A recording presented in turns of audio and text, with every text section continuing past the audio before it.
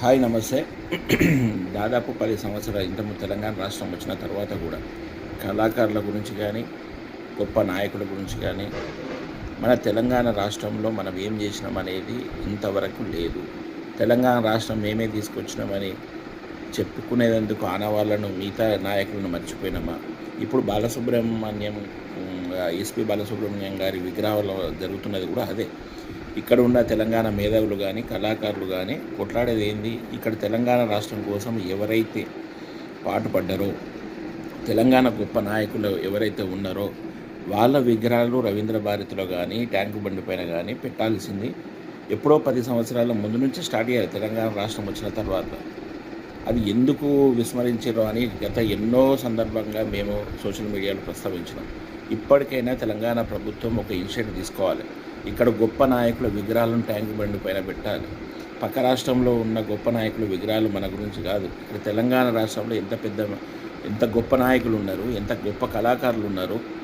వాళ్ళపైన అవార్డులు సంతోషం. ఇక రేవంత్ రెడ్డి గారు, ముఖ్యమంత్రి గారు ఒక స్టెప్ తీసుకొని గద్దర్ గారి అవార్డ్స్ ఇస్తూ ఉన్నారు. కానీ ఇంకా ఇప్పుడు ఎంతోమంది నాయకులు ఉన్నారు, ఎంతోమంది కళాకారులు ఉన్నారు. వాళ్ళని గుర్తించాలి.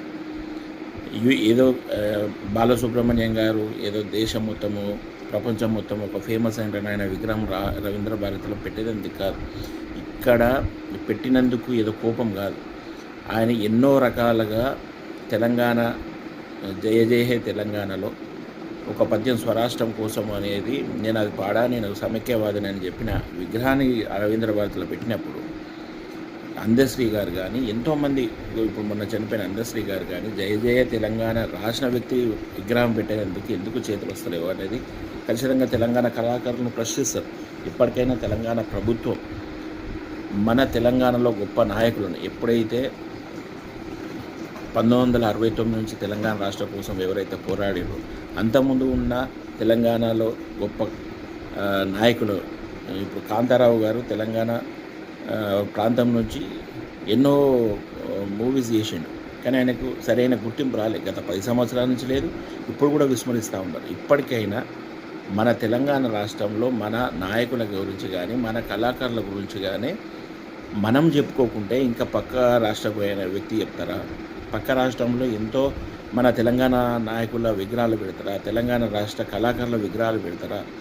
ఇప్పటికైనా తెలంగాణ ప్రజలు కూడా ఆలోచన చేయాలి. అదేవిధంగా తెలంగాణ ఎమ్మెల్యేల మీద, ఎంపీల మీద, అన్ని పార్టీలకు సంబంధించి ఇంతకుముందు బీఆర్ఎస్ అట్లా చేసింది, ఇప్పుడు కూడా కాంగ్రెస్ గద్దర్ గారి పేరు మీద అవార్డు ఇచ్చినందుకు సంతోషం. అదేవిధంగా ముఖ్యమంత్రి రేవంత్ రెడ్డి గారు ఇప్పటికైనా మన తెలంగాణ నాయకుల